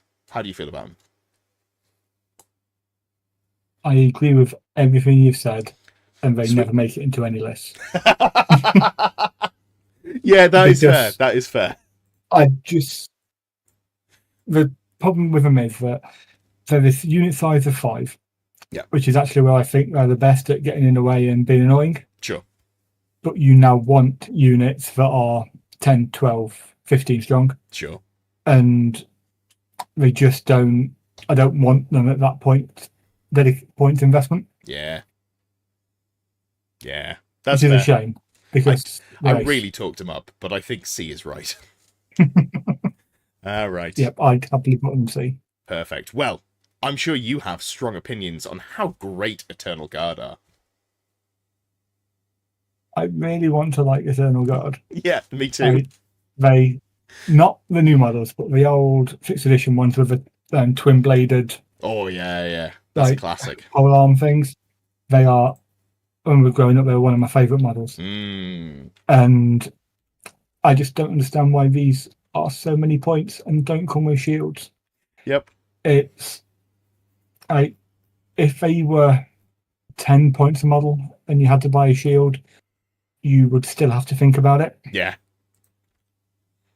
And it's like they come with this. This is what I'm saying about elf units being specialised. Yeah. You're paying for an expensive weapon that you don't want to use in most scenarios. Yeah. If you want to get the hand weapon, you want to get the power usage bonus, which you're having to pay for anyway. But I mean, the 50-point banner is great. It opens up loads of options that a lot of other core units can't do.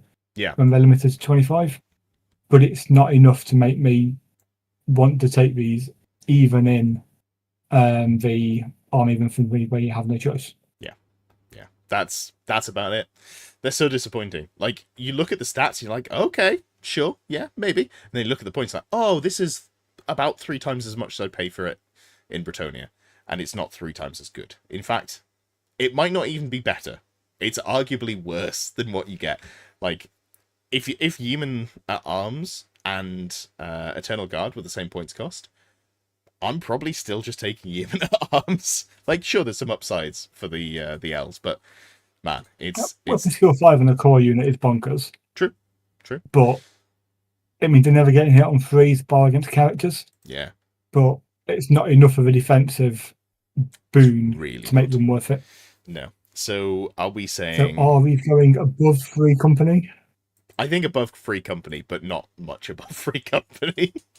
Yeah, that's F for Eternal Guard. I'm sorry. Below Battle Pillions or in F? Yeah. I think in F. You know, if they brought back the 6th edition Eternal Guard models and it wasn't the ones that they have the plastic kit, which is a nice kit, but I don't actually like how it looks.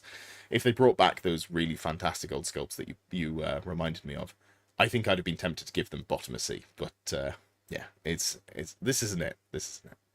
And that takes us to the end of Wood Elves. And I think if we look at where we are in terms of all of the army so far, all factions have at least one core troop choice that is A or above, and I think that is really positive for the game, and it shows that the 1.5 changes that we've seen were really effective, and I think quite well done in terms of bringing infantry to the fore again. So always nice to give Games Workshop their props when they do good stuff, because it's easy to give them shit when they don't.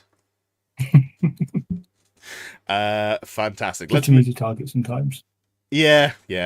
It's I used to be a real Games Workshop apologist, and then I lost my damn mind when they nerfed the Orc buggies in a way that I thought was very anti-consumer. And now I'm a more balanced man.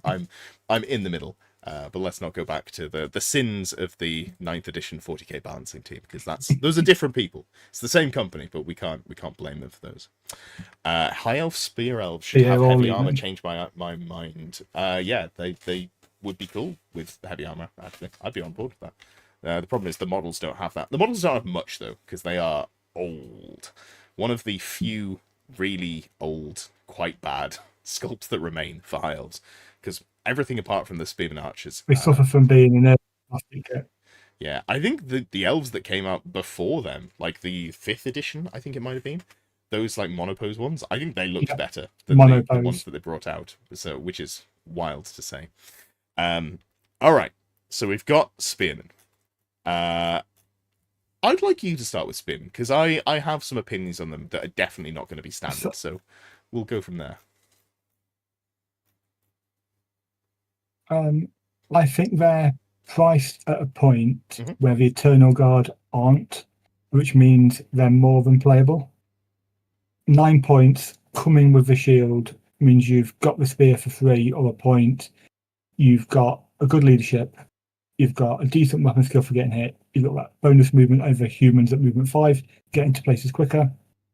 You can buy veteran for a point, really cheap command options. Shield wall for 10 points means you're taking a decent unit. It's less than half a point a model. Again, expensive magic banner, gives them real options. There's a lot to like here. Even before you start looking at adding characters in that solve a lot of their problems. And I would probably put them towards the middle of B, and then I'll let you go for all your unconventional opinions. Well, I think I'd say probably pretty similar. I'd say probably maybe more towards the bottom of B, but given that I thought that was going to be much higher than you rated them, you're right, they are very cheap for an elf. They get a 4-up armor save in combat, they've got 9 points, you don't have to buy the shield for them, which is really nice. They do come with spears. I wish it was more like Dark Elf Warriors, where you buy the spear separately. There is an argument to say you should have the thrusting spears. They've got initiative 4, they've got elven reflexes, which gives them +1 initiative in the first round of combat. They've got thrusting spears, which gives them +1 initiative when they're charged. Gets them to initiative 6. That's not nothing. You're almost always going hand weapon shield anyway, but it's nice to have, which is there. Valor of Ages, they've got some panic protection, which is cool. You can pay to give them veteran at point a model, which I don't hate at all if you want to have like a standalone, just hold an objective unit. And it's only 1 point, so that takes them to 10 point a model, which is still not too out of the realm of doable for an elf.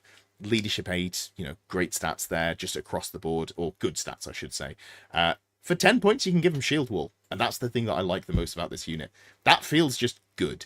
I like being able to have Shield Wall. Now, you don't have Stubborn. There is a 50-point magic banner that gives them Stubborn. I don't know that we go that route, so that's a lot of points investment to go into it. Okay. You've got access to a Leadership 10 General, but even if he's flying around killing stuff, he's 18 inches away. You can obviously move these up at some point to claim an objective. Sure. So generally, you don't need Stubborn because you have got that Leadership 10 within range.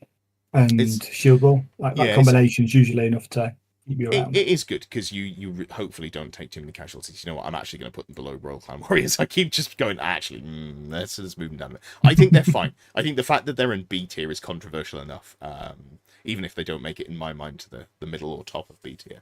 And the reason for that is I actually think some of the other choices that you can take in High Elves in the core are like aggressively okay, whereas this unit is kind of just okay. So High Elf Archers, I think, are fine. You're paying 10 points, so we're really, double the cost of a Peasant Archer, 3 points more than an Empire Archer. You're paying a lot. You get better ballistic skill, you get a better bow. You've got the longbow if you're comparing it to, say, like the Empire Archers.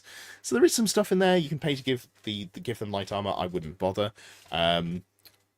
Oh no, I forgot. They don't have skirmish. Oh, I hate that. I was just talking them up to be okay, and I forgot that they can't skirmish. Get in the bin. It's a ship company that get that. I do like the detachment rule. Like I like the little darts of 5 warriors in a line. Yeah.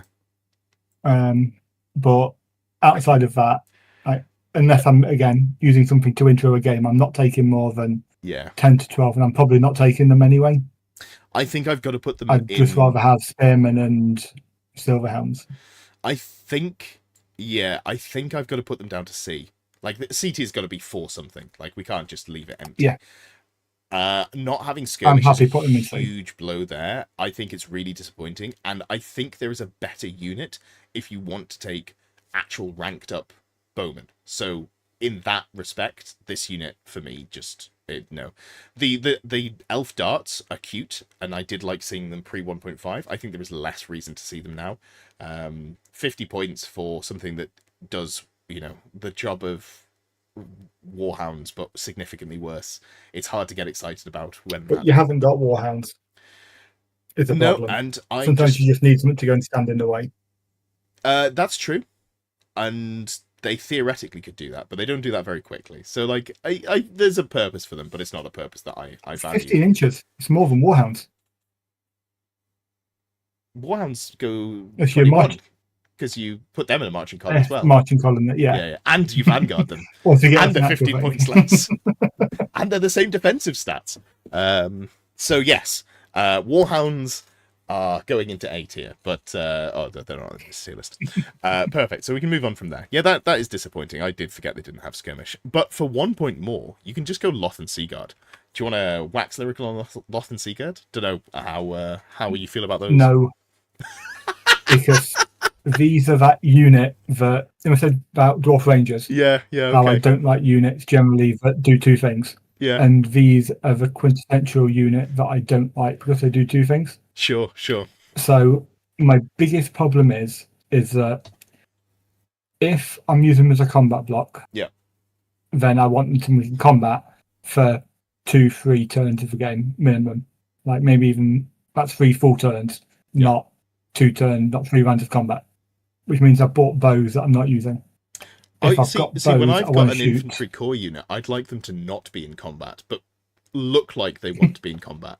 Because they're going to lose the combat anyway, so I like not having them tested. But anyway, sorry, please continue. So and reverse work, so if I want to shoot them, and I want to shoot them properly, which means I want to move them so they can't volley fire. It means I want them in wider ranks so they're not as good in combat, and we don't have drilled. So like, no, but we do have naval discipline, but yeah, it's like that differential to correct it when I need to correct it rather than on my enemy's terms. Sure. And as much as I think they actually, on paper, are a decent unit, I'm not going to say good, but decent. Yeah. I've never really meshed with them, and that could just be a me thing. I think I actually really like them. Now, don't get it twisted. I'm not putting them high up on the tier list, but I really like them. And I think they're a unit that scale well with investment. If you want to put an elementalism caster into your list with like a power scroll or 2, a lore familiar, and a ruby ring of ruin, maybe it's just 1 power scroll because they changed the bloody points of the ruby ring, that on foot goes best with the Lothern Seaguard, in my opinion. You can give it a warbow, Seaguard, you get Rallying Cry in there. That's a good place to put your level 3 wizard if you want to take one with elementalism and try and cast Plague of Rust. Cool. Then there's a Shire Vess, who gives AP1 to all attacks of Lothern Seaguard. And I understand that we now are at 2 characters to buff a unit of core elves with strength 3 bows and strength 3 attacks. However, I think that's fine. And I would put them just above High Elf Spearmen. I like them. I really like them. I'm thinking about buying a box of them. I think they're good models.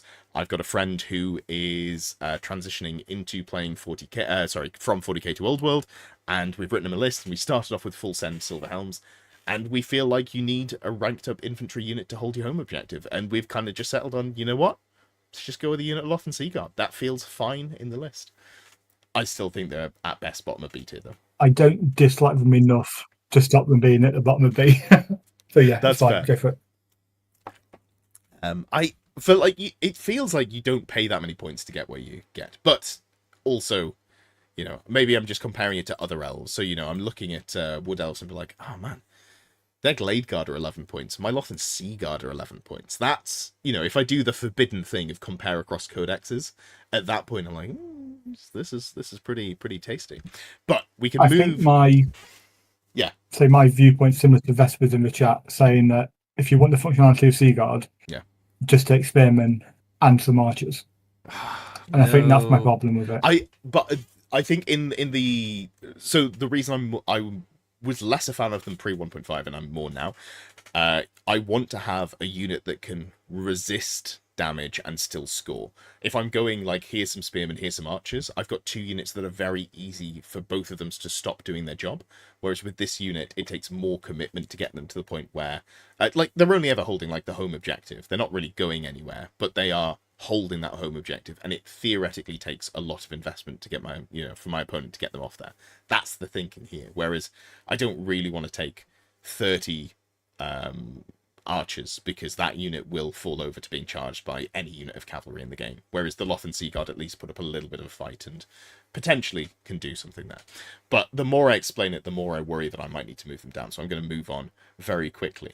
And we've got Sisters of Avalorn. Now, Sisters of Avalorn, despite me not gelling with them at all and having a woeful performance with them at the WTC online event, they were pretty good. You could take a sister star, you put a couple of wizards in there, you commit to it properly, you don't bother taking a dragon, you just go for 2 wizards, BSB, Handmaiden, because the Handmaiden is the unit that unlocks them. However, they've gone from being just like functionally the best shooting unit in core in the game to being, I think, unplayable. I'm going to say this unit is F tier because the restrictions to getting them into your core slot are so punishing that I think it stops you from writing a good high elf list. And this is, again, maybe I'm being too I'm over-egging the pudding here, but you have to take the Handmaiden as your general, which is a leadership 8 character. That means you cannot have nobles, you cannot have whatchamacallums, you can't have the princes. Previously, you could take a BSB, and because it was a battle standard bearer, it wasn't able to be the general. So there was a loophole where you could have a higher leadership character and also still have the Handmaiden as your general. Now you can't do that. I just can't write a list that I like that has a Handmaiden as a general for high elves. I think it's so difficult to do. It's the opportunity cost is far too high, isn't it? Yeah. To make it look like the unit as a unit is great. It's just to get them into core. Yeah. And if we're basing it on how they are as a core unit and how they affect the army as a whole, then yeah, they probably are down there. Also, the way that list worked was having 2 wizards, where you'd go a high magic wizard and a battle magic wizard or an elementalism wizard. You'd go like 2 of the 3, and you could pick whichever way you wanted to go.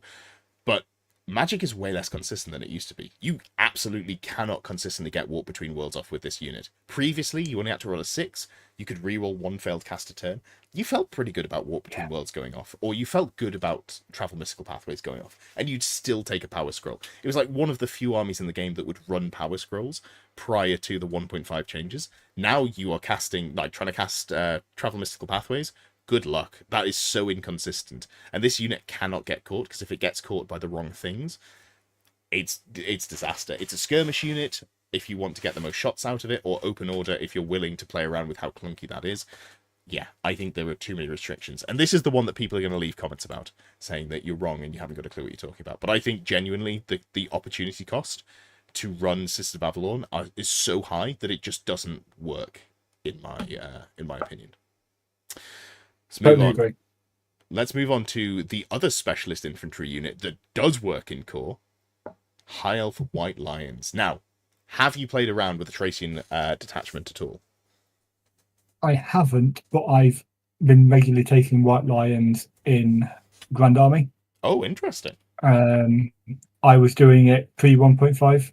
Okay. And in 1.5 and the FAQ changes, more importantly, they are ridiculously good. Their damage output for elves is outstanding. I had a unit, I did 10 wounds to a unit of dragon ogres the other day on the charge, which is just pretty rude. Like, yeah, it was only a unit of 14 of them. Yeah, but in only 7 wide as well, so like 15 attacks. They got furious charge. You're hitting on 3s, yeah, and you're winning on 2s, and then you get a 6-up save. It's like it just deletes everything that it touches if you can get there. That and is I don't think people have. I said earlier about the Knights of the Realm on foot. Furious charge just makes it far better for great weapon infantry, and there's not a lot of it with Furious charge. So my sort of feel on that is, you're going to struggle in like competitive games. If we're talking purely competitive games, you're going to struggle to get charges off with your killy infantry in a game where people are still going to be able to bring things to affect the course of the game. But I think if you've got a core unit that people have to come towards because it's scoring you points, maybe it's the thing that's holding the king of the hill, this is a fantastic vessel to put a lot of commitment into. I love the Banner of Resilience in here. I love an Oakenshield battle magic caster, where you're going for Oakenshield, you're going for Arcane Urgency, and then Fireball as well. Put Ruby Ring of Ruin on that caster. I really, really like having like a big Death Star of White Lions in the Trace detachment that also has 2 Fireballs a turn. Sure, I'm just going to sit in the middle of the, I'm going to sit on the hill in the middle, and then I'm going to fire 2 fireballs at you. Oh, does that mean that you have to come towards me if you want to engage and score points over the course of the game? Great, fantastic. Love that for me. Then you charge my Death Star. Win-win.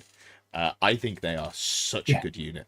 And I will make yet another reference to the guy who told me that I didn't have a clue what I was talking about, because the last time I had this unit on a tier list, or the first time I had them on a tier list, I rated them an F. I stand by that. I think they were unplayably bad 6 months into the game, if you were talking about the game competitively.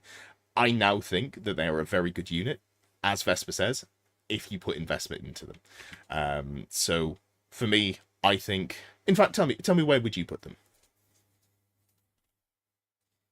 As a core unit, but you're putting investment in, it's either very high B or very low A. I'm probably just leaning on B because of their cost. Okay. But if you wanted to put them in A, I'm going to not argue the point at all.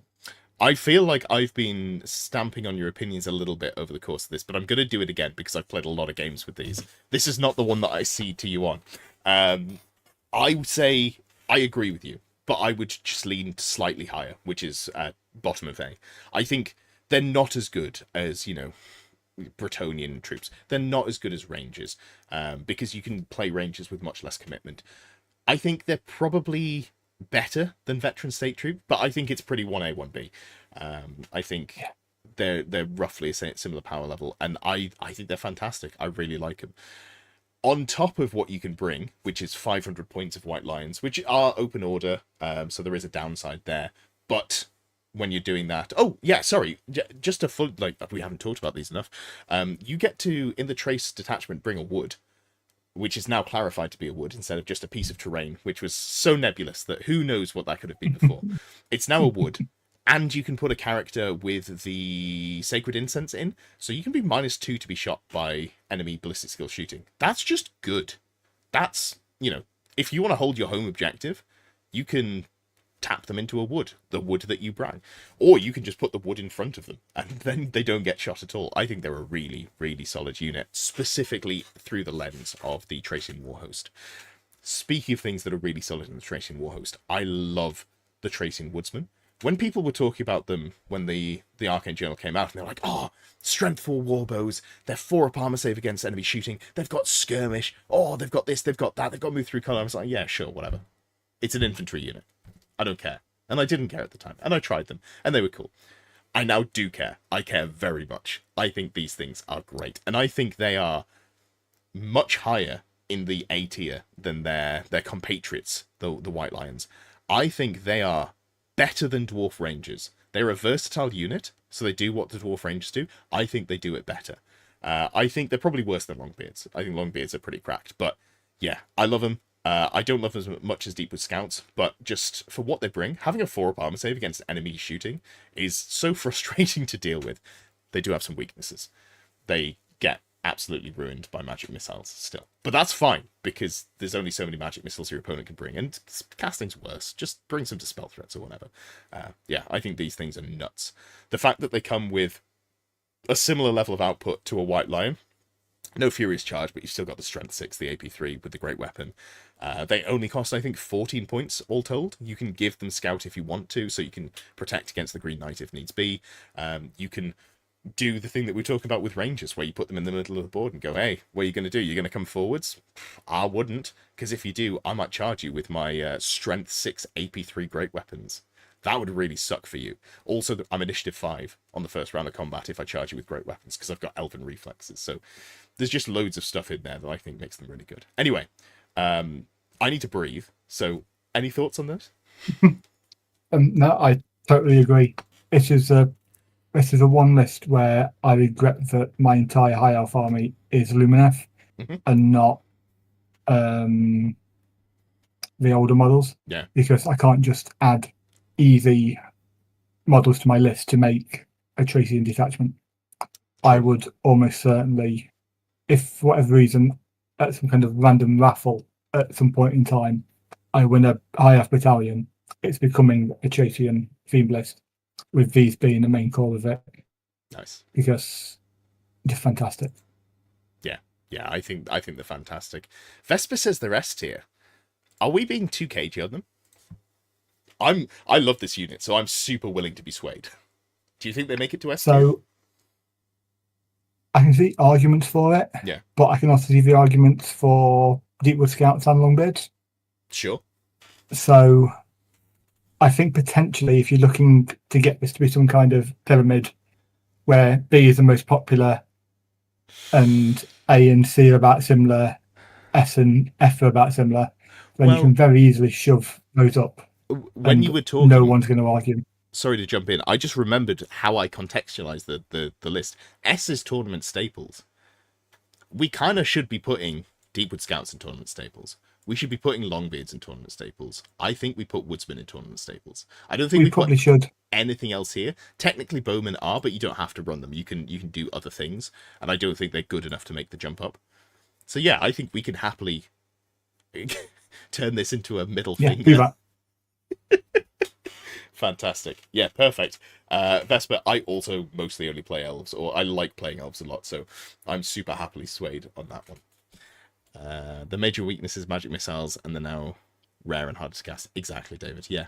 What's wrong with them? Nothing. Yeah, just take more of them. But you're right, you can absolutely take 4 units of these instead of taking White Lions, which is a unit that we've put in A tier, so that speaks to how good they are.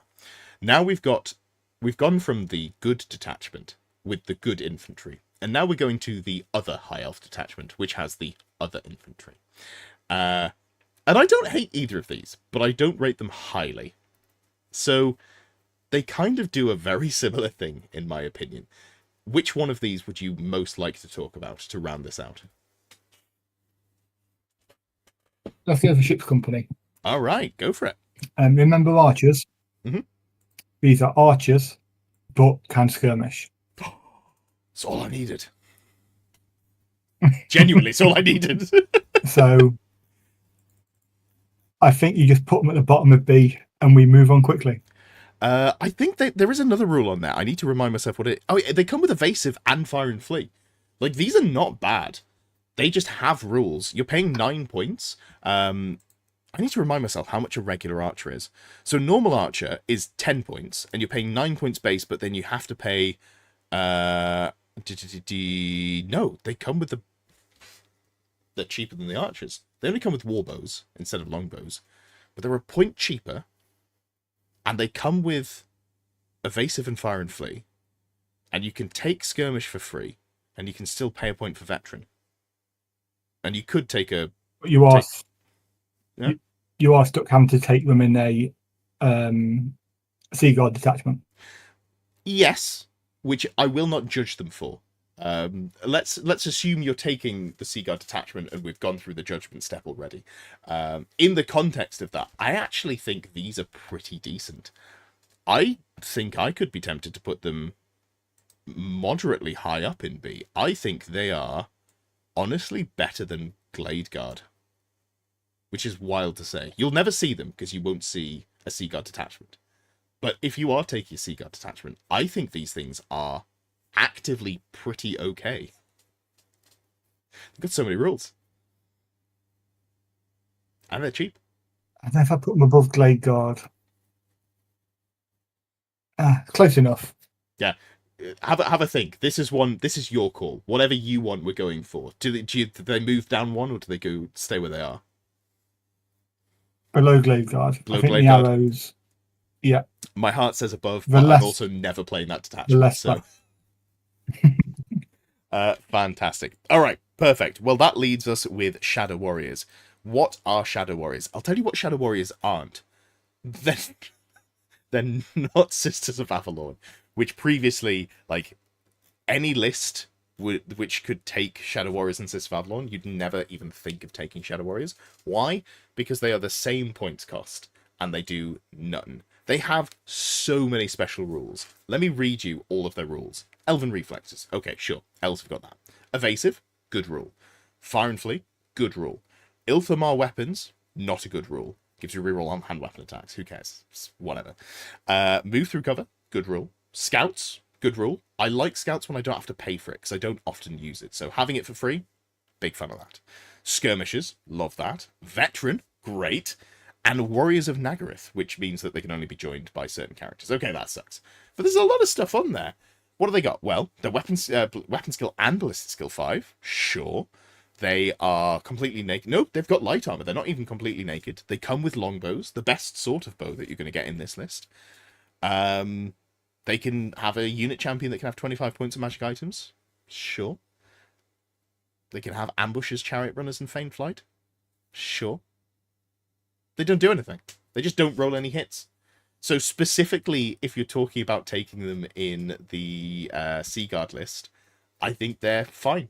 I think they are worse than Ship's Company, because Ship's Company actually do a lot of the things that they do, but for way less points. So specifically there, which is the only place you can take them, I guess below Bretonnian Squires? Do they even make it into B, or do they go down to C? I think I like them more than Archers. I think they have so many more rules that I'd take them above Archers. But I just wouldn't. I want to put them in B because I think they deserve to be in B. Yeah. But if we put them at the top of C, you get almost a perfect mirroring with your tier list having the same number of units in A and C. Yeah. And that is a real selling point. Yeah. Yeah. Adam says if you're putting sis at F for the army restrictions, they can't be great because you're in the Seaguard detachment. So I'm looking at that through the lens of the restrictions of the army that you're playing. So you're playing Grand Army, which has good choices, and by taking the High Sister, or is she called a High Sister? I've forgotten. If you're taking the Sisters of Avalon in core, you're making your list actively worse. But after the point you've chosen the detachment. If you're taking Seaguard... Handmaiden, thank you. If you're taking Seaguard, you're making your list better by taking the Shadow Warriors. So you're not, like, hindering yourself there. So I think in that context, it's fair to rate them. Otherwise, we'd just put all of the bad detachment units at the bottom and be done with it, which I don't think is a reasonable take. But yeah, I think bottom of B is fine. I actually kind of want to put them to C, but we'll leave them there. I think that feels okay. But yeah, that takes us to the end of the Forces of Fantasy specifically. I forgot to say it throughout the video multiple times, which is a shame, because people are going to leave so many comments. This was only for the armies and the Forces of Fantasy. That is, Dwarves, Empire, Bretonnians, High Elves, and Wood Elves. I will be doing another tier list in 2 weeks' time, where I'll probably do the Ravening Hordes and also Cathay. The reason being there's only 4 Ravening Hordes armies, and then there's Cathay as well, which is a 5th, so it adds just a little bit more there. I will probably do Legacy as well, maybe 2 weeks after that. I will get there. There's no Noblars in this list. Please don't say, why have you not talked about, I don't know, Executioners, because there's the wrong slot and the wrong army. Yeah, anyway, that takes us to the end of the tier list. Is there anything on here that you want to change? Damn it, Vesper. I've seen it before it's even popped up on stream. Thank you very much for your kind donation to wind me up. I appreciate that. Yeah, anything on here that you feel like needs to be moved, Liam? No, I'm pretty happy with that. Perfect. I think we were fairly balanced, and yeah, I don't think we've got any major problems there. Yeah, it looks good to me. I like this. I think this is a solid reckoning. As always, if you disagree entirely with what I've put in here, put your money where your mouth is. I will post a link to this tier maker on the Discord. I'm going to get back to doing that. And if you want to disagree with me, feel free to post the entire list that you've put in for the assorted communities. I don't want to say mockery, judgment, we'll say. Because they're a nice bunch, but they will judge. And that'll be on Discord. Speaking of Discord, there is a Discord that you can join down below. We are approaching 1,000 people on there, which is absolutely nuts. Obviously, all of the content I post, you can be notified if I do that. There is also coaching channels, the coaching that I run through Patreon. All of the actual coaching is done through the Discord as well, so there's different sections there. If you become a member of the channel at Longbeard or above, you get access to the VIP section. Just post on Discord in the needs role section, and I'll apply your role there for you as well. And yeah, I think that's about it. Obviously, check out the TSN Arena.com link in the description for tournament tickets there. There are loads of tickets available for a 2,600 point event going on this weekend. I will be there, even if I don't sleep, in terms of getting the models ready. I think it's going to be a smaller event, a little bit of a chill one, so a nice event just to go to, socialise. The dinner on the Saturday evening is always enjoyable. We go to UKGB Cafe, which sounds like it should be a greasy spoon, but it's actually an incredible Malaysian, Chinese, Japanese combined, lots of Asian cuisine in there. Really lovely place, fantastic staff, really cheap food for the quality and the portion sizes. And I will be there on Saturday night along with Rob and everyone else who goes, because it's a popular venue. And to round out before we go, remind us all where we can find you, Liam, at various places. So we have got Goonhammer, where we've got regular All articles and obviously previews going back from the last 18 months of the game. Rally and Cry podcast, which is a bi-weekly-ish podcast. General hobby, Warhammer, tournament reports, all that kind of stuff. And yeah, they're my two main places of hiding. Fantastic. All right. Hendy says, am I going to the October tournament? I assume you mean the TSN October tournament. Probably, yeah.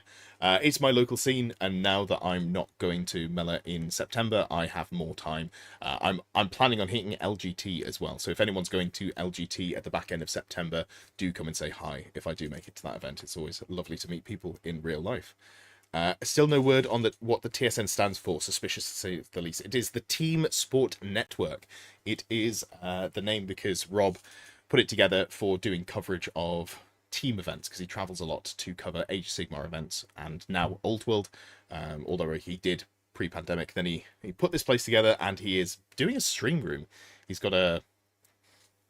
what's it called? Is it GoFundMe? GoFundMe, yes. I couldn't remember which of the many funding platforms it was, where he is currently working towards funding for a stream room for recording games and stuff, which is really exciting. And I will probably hit him up to use, and I'll have to find out how much he charges for that once he's got it built and everything ready to go. But yeah, perfect. All right, have a good evening. I'll be back with a video for you on Thursday, I'm sure. And then there'll be some sort of content around